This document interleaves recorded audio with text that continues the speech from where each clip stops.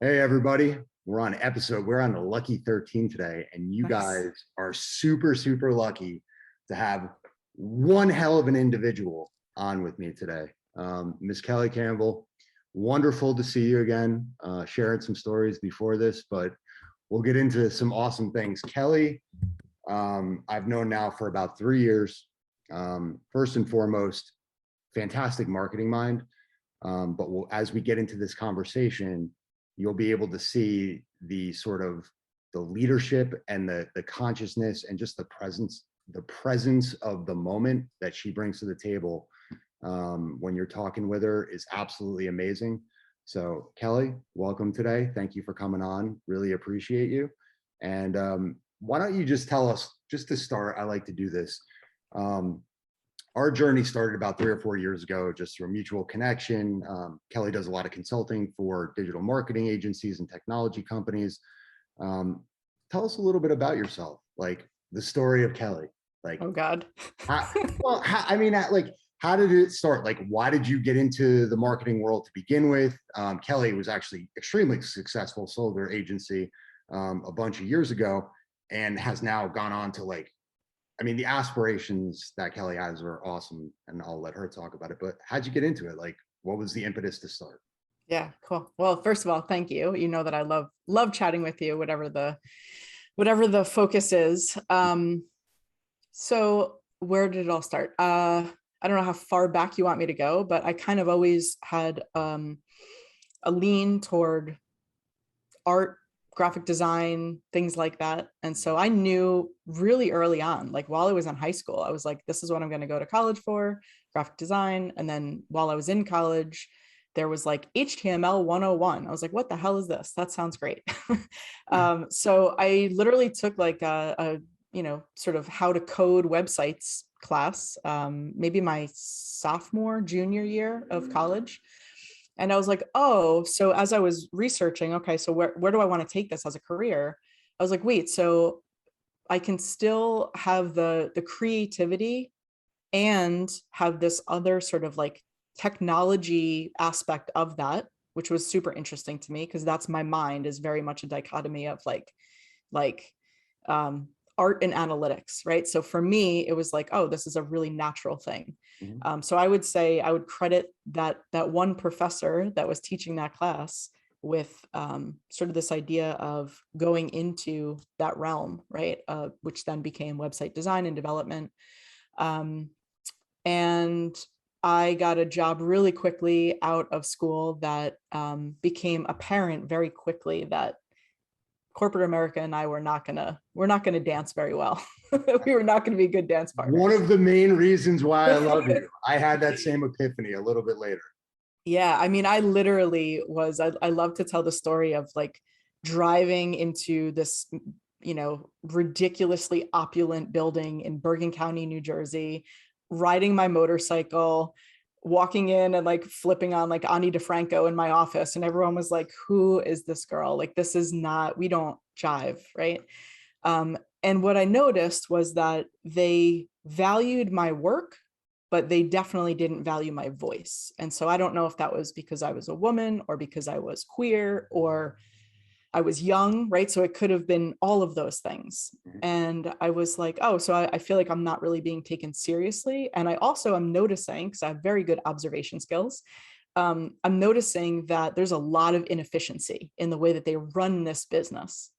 And so, very, very shortly after starting that job, maybe a year into it, I was really young. I was probably 21, 22 years old, making really good money for that age. I had corner office with the window. I mean, I was in a really privileged seat, right? And it was kind of like, well, I think I could maybe do this on my own. I don't know that I really want to stay here. This doesn't feel good to me. It doesn't feel comfortable.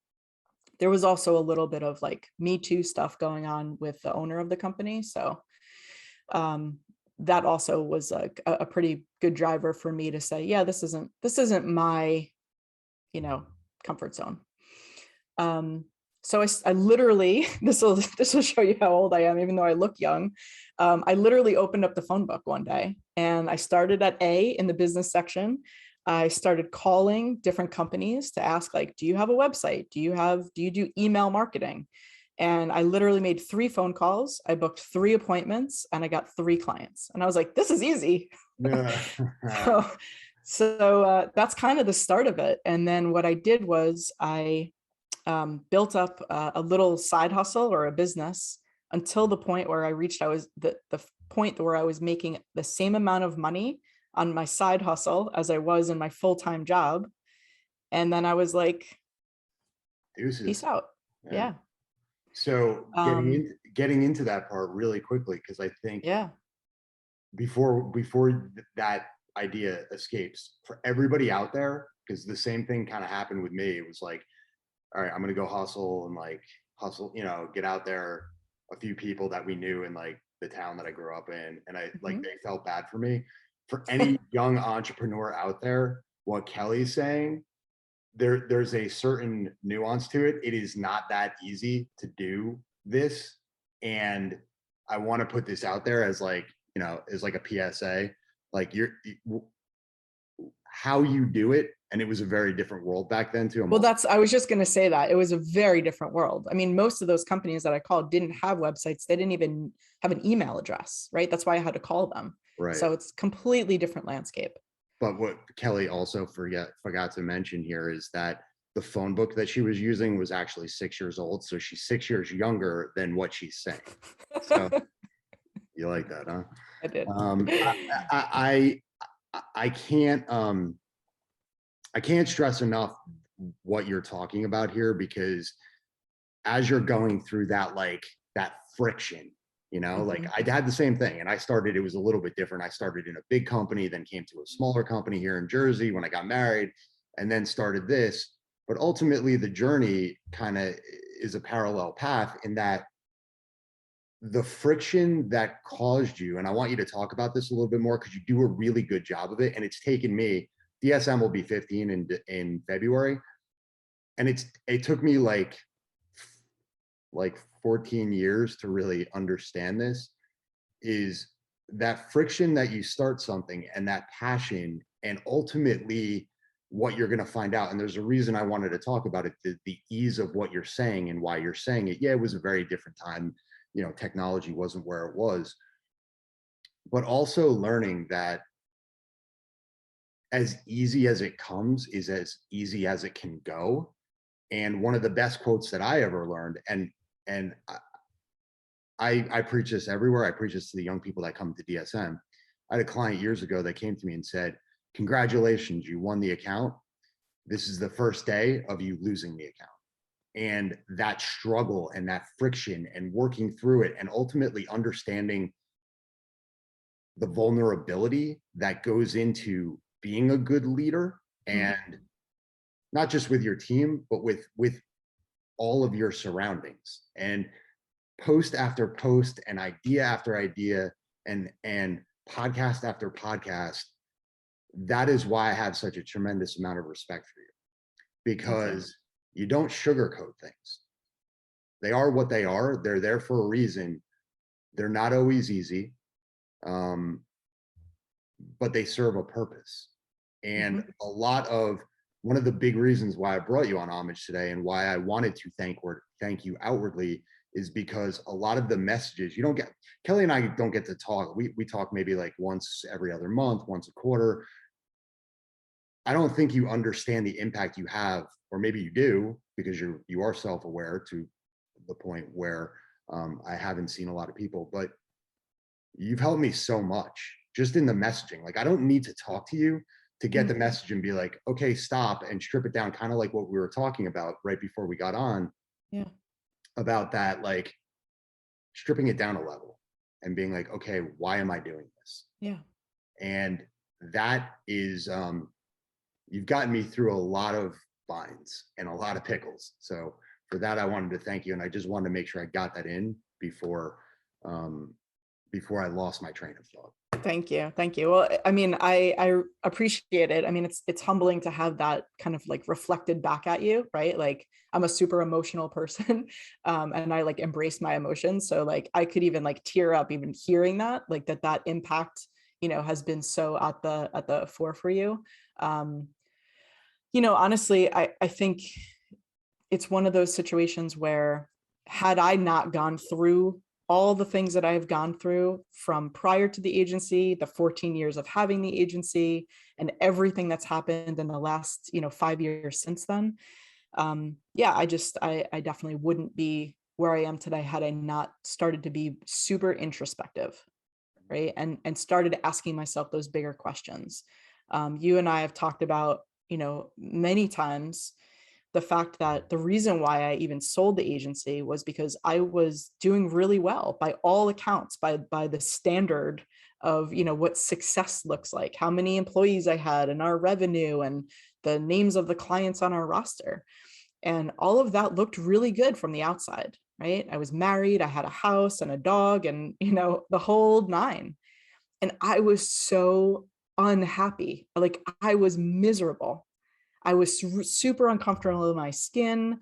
I felt like I was carrying the emotional weight of the world on my shoulders.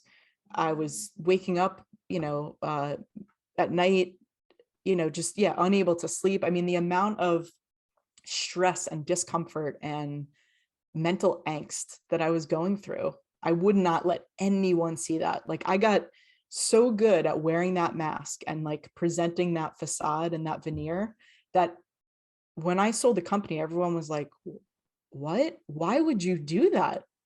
Like, I mean, it was like impenetrable. Um, and I had to just get vulnerable and be honest and say, you know what you see on the outside, what you see on Instagram, what you see, you think even as employees, you think, oh, your boss is fine. Your boss might be going home and crying at the end of the day, right? Mhm. And I have a lot of clients now that I coach and consult that are specifically agency owners who come to me and say the same thing. And, I think it feels good to be in company with someone who's like, oh, know exactly what you're feeling, right? And like, so let's talk about that. And then we start to go underneath the surface of like, what's actually happening? Where are you abandoning yourself? Where are you not taking care of yourself? What are some of the things from the past that you're bringing into this relationship or into this leadership role? So yeah, anyway, that was a long-winded way to say you're welcome and thank you for those words. I mean, it means everything to me that I have any impact on anyone's life because I know how hard it was, going through those things myself. Yeah, as you go through it, um, Kelly really came into my life during a tough time at the agency, but also just a tough time in general. Everybody, like, when you talk to people, and in the same way that you were just saying, where people are like, "What are you doing?" And there were times like in mid late 19, I was like, "I'm not okay." And like the fact, especially as a dude, to be able to be like you got me talking to somebody. Like I never did that. I never did. I never put myself out there in a way to to think I was to me it was your damage, man. Like you're the one that's and I'm not. And Right. and going through that again, what I loved about and this will go into pod. I want to talk about Thrive too, because the podcast itself, just the name of it's you are helping so many people, but with regards to the consulting stuff, you do the 3 Ps and digging a layer below, with personal development, purpose, positioning, people, pipeline, and profitability. I want everybody to take note of this because the first 3 have nothing to do with business acumen, That's right. corporate structure, or success. They have to do with success, but it's about personal success. Right. How It's you about, define success, right? right. But it's also about like, let's talk about you and let's talk about what's going on inside of you. And a lot of those things got me to, again, to a better place than I am today. There's still so many things I need to work on. I am a piece of clay. I admit it. But when people ask, and a lot of the young people now that I'm mentoring, it's the same thing. It's like, guys, it's okay to not be okay. Yeah. You're Yeah. not always going to be okay. And And that, that's kind of the mask that I was talking about, right? So yeah, like I never thought, and I was very masculine, if you want to, I mean, you just said like as a dude, it's not easy, right? But like as like a gay woman, there's like a masculinity that I embodied as an agency owner where I almost like took that on, right? Because I'm in a very male dominated industry, right? I'm one of the only women who owns an agency. Again, we're going back many years. That's not necessarily the case anymore, but owning a technology industry, technology agency in that male dominated field, having come from the experience of, you know, lots of sexism and discrimination from that previous job. And also just being in the world, right? In the world where there's a very big difference between how men act and how women act and how everyone thinks that they should act and all these different things, right? So bringing all of that into the situation, it was like I had to wear this mask. I had to wear this armor almost. And I would never say that I wasn't okay. I would never talk about all the stress that I had. I wasn't seeing a therapist at the time. And so what do? You just push it down and you repress it and you suppress it, and it comes out in some way, right? And so, you know, it's just, it comes out in different ways for different people. You know, you either numb it, you distract yourself, you know, there's lots of ways to do everything but actually look at it and actually heal it, yeah, you know. yeah. So yeah, so that's why I love doing the work that I'm doing now, because it's like I could give you as an agency owner all the tools in the world, all the frameworks in the world, right? And we could talk about structure and organization and processes and documentation and systems. But at the end of the day, if you're not right, meaning like you don't believe in yourself and you don't have a level of self-worth, self-value, um, self-awareness, right? Emotional intelligence, empathy, all of these different things. If you don't have those things, you don't possess those things, the business is never going to be able to take off truly, right? Yeah. So that's why I do the work that I do. And I think I learned recently that there's one other guy who does this exact type of work with agency owners. He's in Australia. I just had him on my podcast yesterday. That'll come out in a few months. But yeah, there's not a lot of people, unfortunately, talking about this stuff. I call it like trauma-informed leadership coaching. And if we don't start with like what's actually going on inside of us, we can never actually achieve success, whatever success means to you, right? And for a lot of people, success is not meaning employee headcount, revenue, all Mhm. those things that I talked about before, who's on the client list. Yeah. Those things are becoming more vanity metrics, and people are realizing that there's so much ego attached to those things. And yeah, so I don't know if that answers your question. No, one of the things actually, and I'll bring this up because it was a lunch about 2 years ago that you and I had at Roxanne's in Yeah. Montreal, and one of the pillar post pieces that I took away from the conversation that actually got me to a place where, and again, I am by no means a finished product. I don't profess to be, but one of the biggest pieces that I took away from that conversation that got me to where I am today, to get me on that road to, okay, like this is who I am, was understanding and being okay with what I don't want to be. We've had this conversation to then know and be really good at, or at least embracing what we do want to be.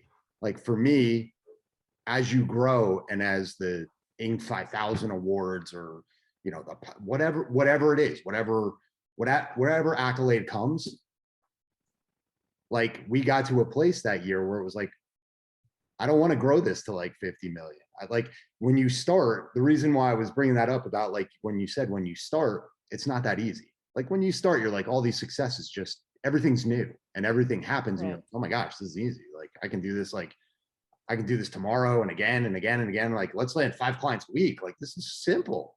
And then you go through times like we were just talking about where everybody freaking went on vacation in July and August. And it's like, okay, like you need to be patient. You need to Mhm. possess patience as well. Right. But really understanding what I didn't want to be that ultimately helped me to get on this road to, okay, this is who we're going to be. And this is what I want to be, because Right. these are the people I want to be leading. This is the amount of people. Here's where we need to be. We want to be an agency within 100 miles, and we're going to embrace that. And the people that ultimately became attracted to that were the ones that like shared the same belief system. And it Right. literally was like, we're like, how are these people coming? Like, how did we end up with these 15 people that are like Right. kicking ass? Well, it's authentic positioning, right? It's like you're not trying to be someone else Yep. or position yourself as someone other than who you really are as an organization, which again is sort of a reflection of the owner, or at least it starts that way, Mhm. right? And then it becomes a reflection of the team once the team is a little bit bigger. Mhm. But yeah, it's exactly the case where if you are super genuine and very transparent about who you are as an organization, you're going to attract those people who are a good fit. You're going to sort of, just like you would with a prospect, you're qualifying ideal prospects and you're disqualifying non-ideal prospects through your positioning. You do the same thing when it comes to talent, or who's attracted to you from an employee standpoint. But I think it's also important to realize that, like, if you also want to be a company that is maybe just around $1 million a year and has a few employees, like, or no employees and all contractors, whatever your situation is, like, it's all okay as long as you're honest about it. Yep. Right? It's when you try to fit something else into the situation that doesn't make sense that it becomes, ill-fitting. It's like you're projecting, and people can see through that stuff, right? Like, humans are pretty smart. They're not all super intelligent, but they're at least pretty smart to understand intuitively when someone is being authentic or when they're not. Mhm. Right? Like that's I think we can all agree that it's pretty obvious when someone's being inauthentic. Absolutely. Yeah. Absolutely. Um, Making the transition here, because there's so many things. This is great, but like I want to talk about Thrive because Yeah, sure. I'm on episode 13. You're on episode 103. Yeah. How the hell have you done it? Like such a tremendous amount of respect, because this is something that, again, for me, it's sort of like I launched this just for therapy. Um, the talent that you have, the topics you talk about, the detail you get into. Um, Talk to me about Thrive, why you do it, where it comes from, and where's it going? Yeah, that's awesome questions. Thank you. So Thrive started out as a way to kind of, to be honest, as like sort of a business development tool, right? When I first started consulting, I was like, well, it would be a really good move to be able to interview agency owners, have them on the show, talk about like their stories, success, wins, failures, whatever, um, and get to know them a little bit. And then hopefully the pendulum of the conversation would swing the other way after we stopped recording. And they might ask, like, so what do you do? Right. And so it was more of a business development tool. Really quickly, I would say after, I don't know, 10 episodes, I had the CEO of Workamajig on one of the early episodes, and he took that back to his marketing department when they were talking about what can we do to further support agencies, right? So Workamajig is a platform for agencies, like an agency management system. So when he was talking with his marketing department, he was like, oh, I was just on this podcast with this woman who is an agency growth consultant, and maybe we should talk to her about developing some content. So through a couple of conversations, I was like, well, I'm already doing this podcast. Why don't you sponsor it? And then, we can go from there. So that's how that sponsorship ended up happening. And they've been my sponsor ever since, which I'm super grateful for, because they give me ultimate creative license. They're just incredibly supportive from every standpoint. So that's what it started out like. And then I would say about 35 episodes in, I was like, something's not right. Not with the partnership, with the content. Mhm. Because it was around that time when I was doing only consulting, no coaching. And I was starting to realize exactly what I said before. I can give people tools and tactics and software and all this stuff, but at the end of the day, if they're bringing some unhealed aspects into the running of the business, those tools and tactics and pieces of software aren't going to do much. Mhm. And so the content started shifting around the time when I had Michael Ventura on the show talking about applied empathy in his book, and how empathy as a business model, or as a business foundation, makes all the sense in the world. Once that episode aired, it was like, well, that's it. Like, this was my little aha moment. That's the direction that not only is the podcast content going to go in, that's the direction where my own style of consulting and coaching is going to go. And also, it had become more of a little bit more, I won't say mass adoption, because it's still not mass adoption, but it had become a little bit more mainstream to talk about, vulnerability and empathy and all these things as the hallmarks of leadership, because we had Simon Sinek and Brene Brown talking about those things for the last few years. So it wasn't like I was starting a brand new conversation. I was just furthering that conversation. And when I looked around and looked at all the other podcasts that were related to any type of agency growth or scalability or specific to digital agencies or what have you, nobody was talking about mental health or how you show up as a leader or your vulnerability or any of these things. And so I was like, okay, cool. Like, perfect area, perfect lane for me to be in, because it's naturally where I wanted to go. That was me sort of following that intuitive pull of, this is where you're going to go with everything. And it's only gotten stronger and stronger and stronger. So yeah, the last, whatever that is, 70 something episodes have been pretty much all in that realm of conscious leadership and all the different facets that come underneath that. How long, 103 episodes, how long have you been doing it now? 3.5 years. Wow. Something like that. Yeah. So I release every other week a new episode. And also, I started podcasting before podcasting was even like cool. When it was a fad back in like 2006 or 7, when you literally had to edit like XML files and upload them to servers, when that's how it was done. Like, I was podcasting back then. I had a holistic health and wellness company that was a startup back at that point. And I was getting awesome people on my show because podcasting was like this new thing. So I had Deepak Chopra's daughter on the show.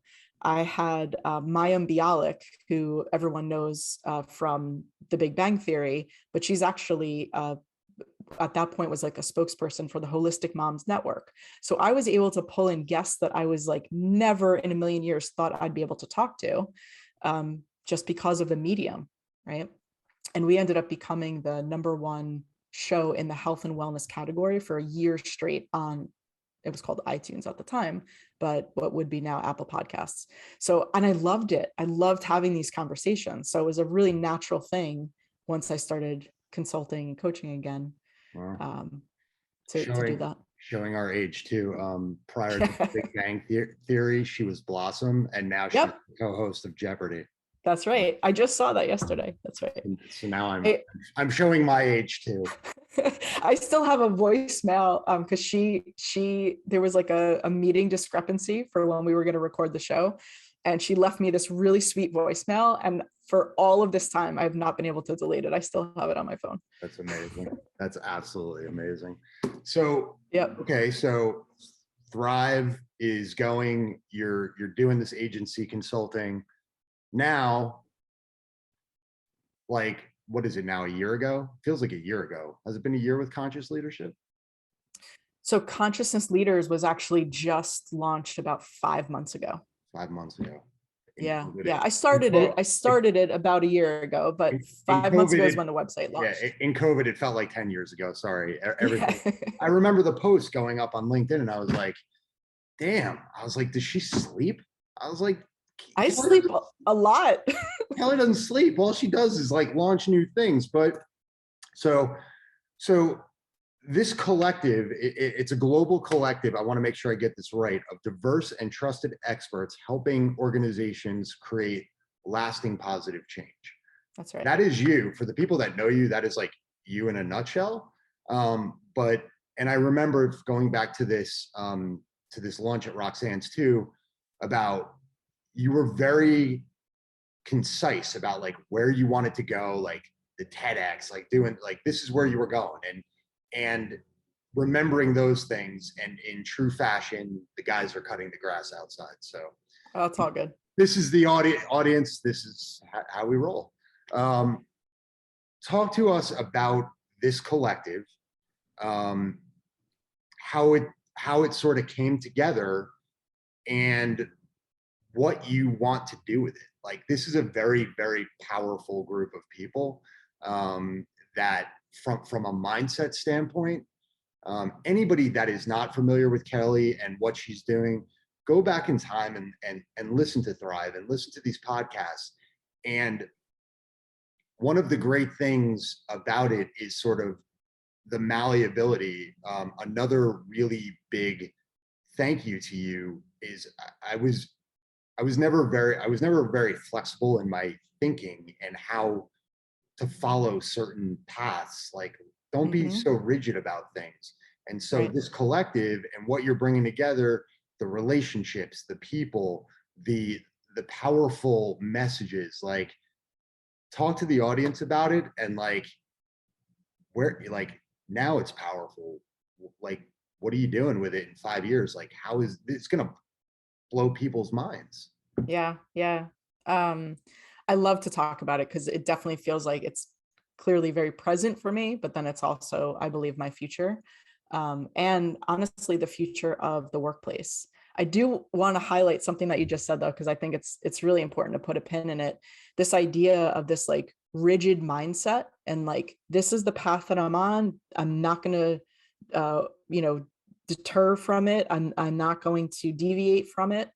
No matter how much resistance or anything else that happens, like, I'm going to stay on this path. I think that once you kind of open yourself up a little bit more and you have more self-awareness and more introspection, you become really curious and you become able to listen to your own intuition much easier. And this, like, consciousness leaders for me is exactly that. It's the manifestation of that.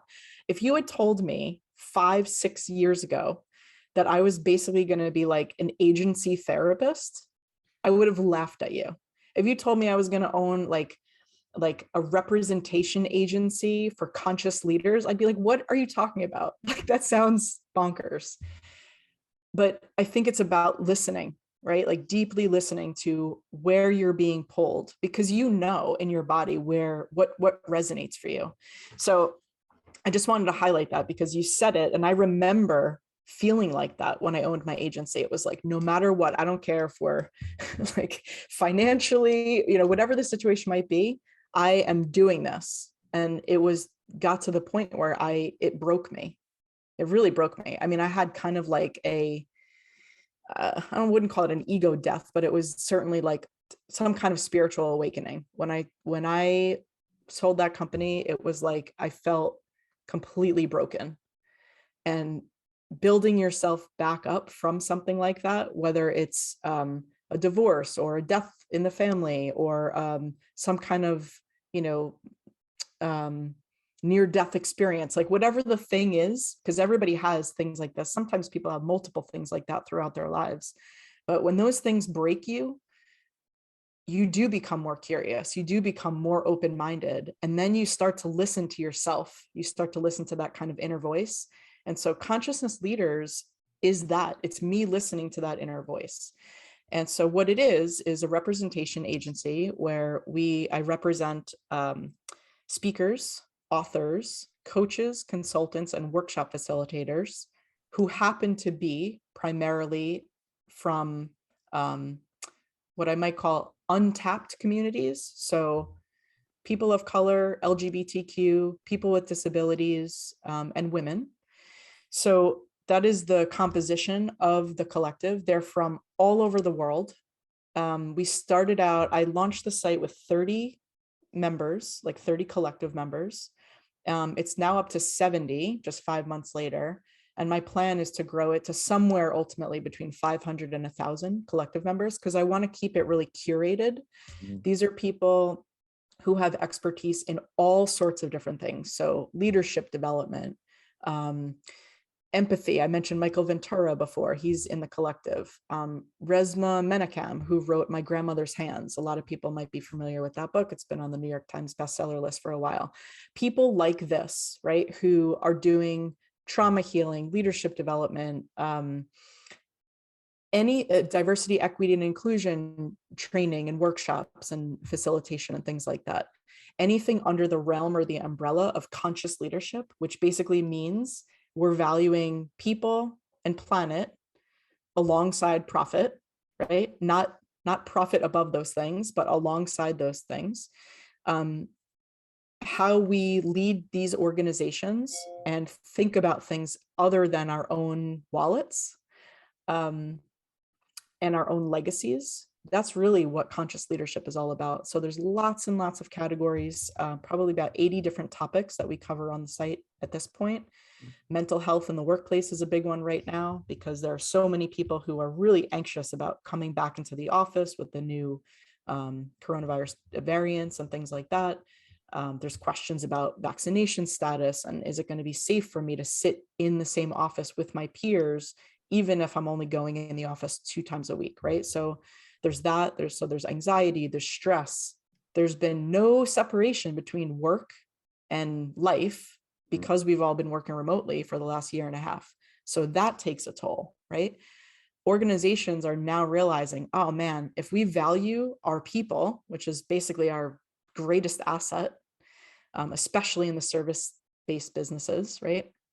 If we value our people, then it's on us to make sure that their health and well-being is a priority. And so who do we go to? Who do we find to help us with these things? Who do we find to bring in to help us have uncomfortable conversations around race or, inclusion, things along these lines? Historically, people would do a Google search, and as much as we all love Google, it doesn't vet anything, right? Like you can pay to be on page 1, number 1. That doesn't necessarily mean you're the best. In many cases, it means that you're probably not because you're paying to be there, right? Absolutely. And so anybody can hang their virtual shingle, but organizations want to know that they're bringing in trusted experts.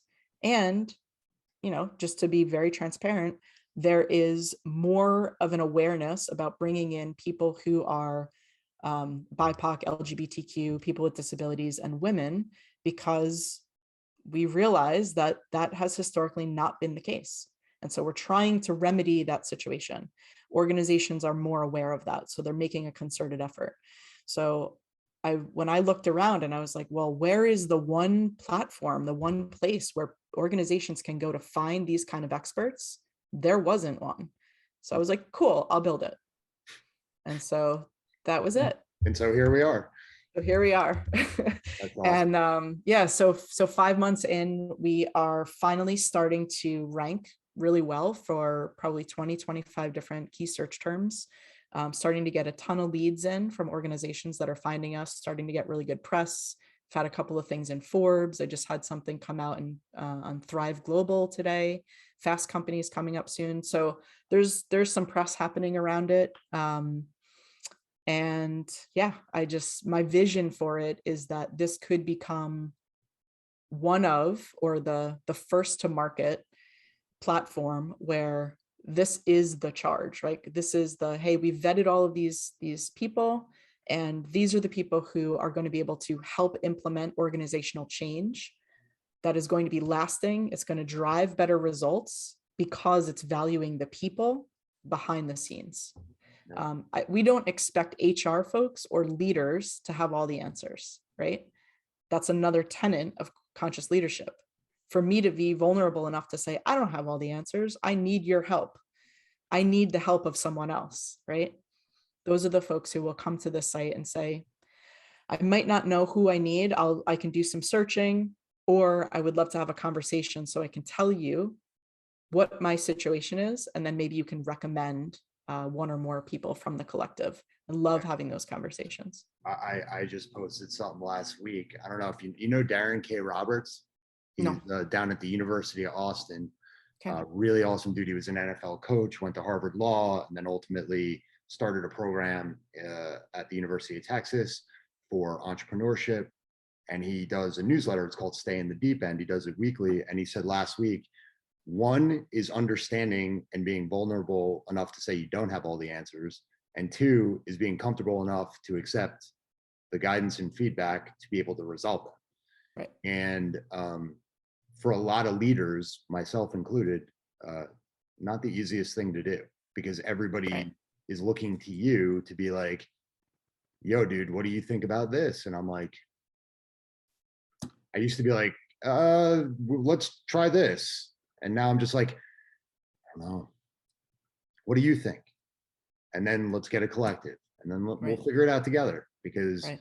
um, Or if you don't have those answers on your internal team, that's when you could find an external resource, right? call somebody like yourself, or like listening, just listening and hearing.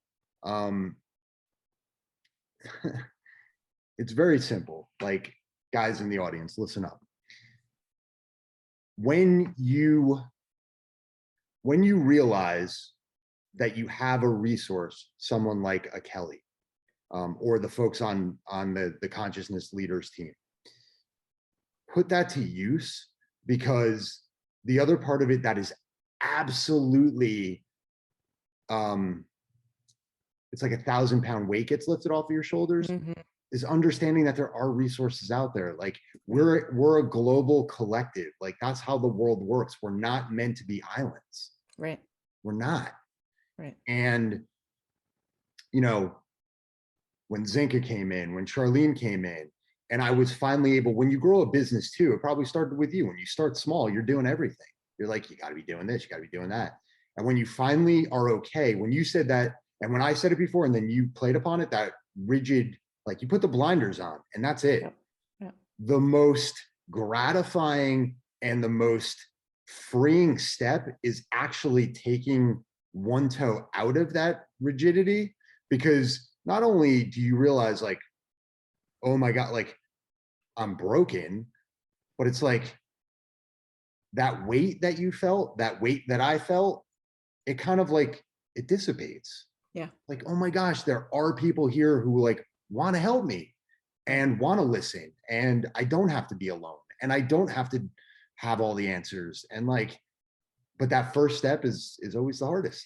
Totally. And think about it from the standpoint of like the unnecessary pressure that you put on yourself. Like, I was super guilty of this. Mhm. If like the easiest check-in, like if someone's listening and they're like, I don't know if I do that, right? Or I don't know if that's like a problem for me. If you think about that rigidity, right? Like that sort of narrow-minded horse blinders on, like, I have to have all the answers. I can't accept help. Maybe you don't think about it like that, but you kind of know if that's like your general mindset. Yep. If you think about that for a second, there's something that happens in your body. There's a tightness or a tension or something where you tighten up. You can feel it. And if you just think of or say out loud, like, oh, I'm not in this alone. I do have other resources. There are other people to help support me to find the answers to these questions. What happens in your body is you literally start to relax, Mhm. right? Like, if that's the litmus test, like, just do it. Yeah. It 100% of the time you'll get the same exact response, because exactly what you said before, we're not meant to be islands. We're not meant to, I don't know where this idea came that leaders have to have all the answers and leaders can't take support. I don't know where that came from, but it's not true. And I think a lot of people are waking up to that fact. Not only is it not true, but it's completely not healthy. And you're sitting here with two people on this video that can attest to it firsthand. So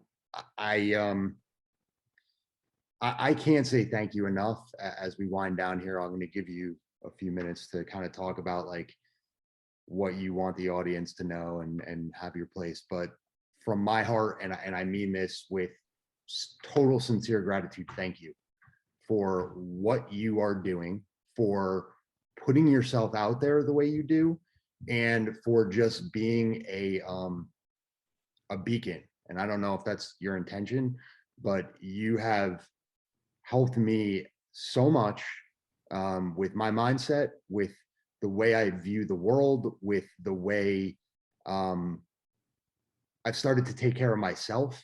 Mm. Um, and I can't thank you enough for that. I know, and again, I'm still skeptical about this. I don't know if you actually sleep, but I know that you are, with all of the things that you have going on, that you are going to hit all the goals that we've talked about. Um, you're an immense figure in how to get folks like myself who think they have it all figured out um, into a place of stripping down the barriers and stripping down the facade, like Mhm. what you talked about. And for that, I will be forever grateful to you. So I'm going to open up the floor to you to finish this up. Thank Thank you you, for Darren. thank you for what you mean. Thank you for what you do. Thank you for putting yourself out there, Kelly. I really mean that. Thank you. Thank you. It's and I know you mean it because every time we get together, you definitely make me feel that. So I really appreciate that. Um, yeah, the last thing that I would mention is, I am in the process of writing my first book, and it is all about redefining leadership as a healing journey, which a lot of people don't talk about. But you know, that's what it is, right? Like we can have drive and we can have motivations and we can, for lots and lots of different reasons, right? My contention is that a lot of us as entrepreneurs, we have that drive because we're trying to prove something either to ourselves or another person. And that comes from things that might have happened when we were younger. Maybe we had a caregiver who didn't necessarily set the right example or made us feel like we had to earn love. You and I have talked about this before. And so the entrepreneurial, and this isn't for everyone, so it's not a blanket statement, but my experience and the experience of many other people is that we start businesses because it's like, I really want somebody to feel like I'm valuable and that I have to prove that because it's just going to help me to love myself more or whatever the case may be, right? And nobody talks about stuff like that, right?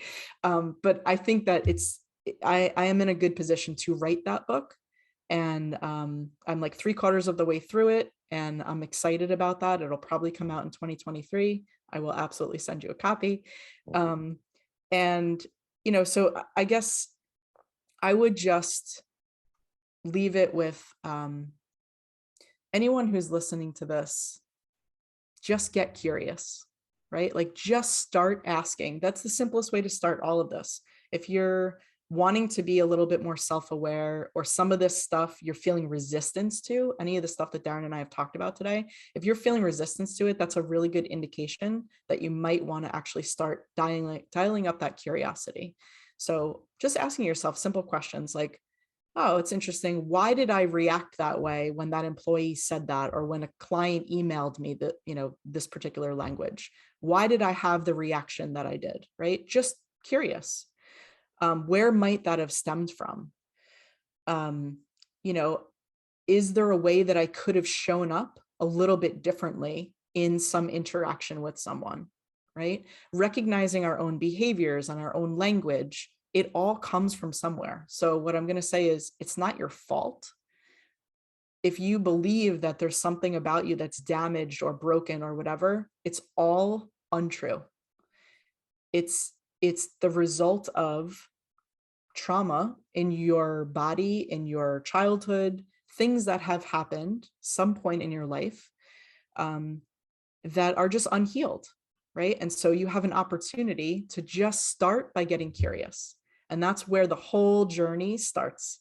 I know you and I have had this conversation before, but I think for anyone who is kind of at the precipice of that, or maybe not taking a step on that path yet, it makes you a better leader. And that's what this is all about, right? Because the world needs, especially right now, the world needs leaders who are super self-aware and who have the ability to support the people who are under their stewardship, under their care.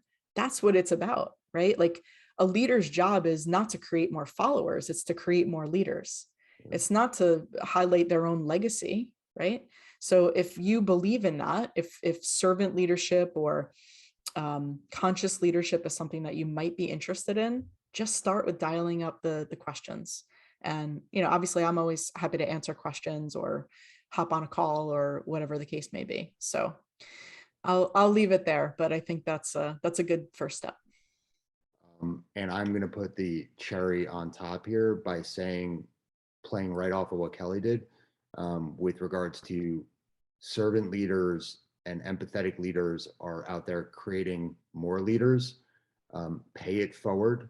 You will never, ever, ever feel like you're not doing something when you're paying it forward. And like, whether it's myself to a young entrepreneur, Kelly to another agency, whatever that may be, do it with a heart that is giving with no expectation in return. That's right. And I guarantee you it will be the greatest thing you ever do. People get surprised when I talk about this, and I'm like, no, man, like, just take my failure and don't do what I did. Like, that's it. I'm giving you the roadmap. It might not always work, but I'm giving you the roadmap. This happened to me. I went at it the wrong way. And you can be better. And so, with that, I've now hit the marker that I wanted to. Now that we know she's 3/4 of the way through a book, she does in fact not sleep ever. That never happens. Kelly, I want to say thank you. My homage, sincere, heartfelt, is to you today. Thank you for being a guest on the show. Very much appreciate it. When I post it, I will give people all the places that they can find you. When you get off here, look Kelly up, follow her on Instagram, on LinkedIn, especially on LinkedIn. You will get so much value without ever knowing it. It's amazing. So Kelly, thank you. Episode number 13 is in the books. It's now lucky number 13. Appreciate you so much. Thanks for coming on, and we'll talk to you soon. I appreciate you, my brother. All right. Bye.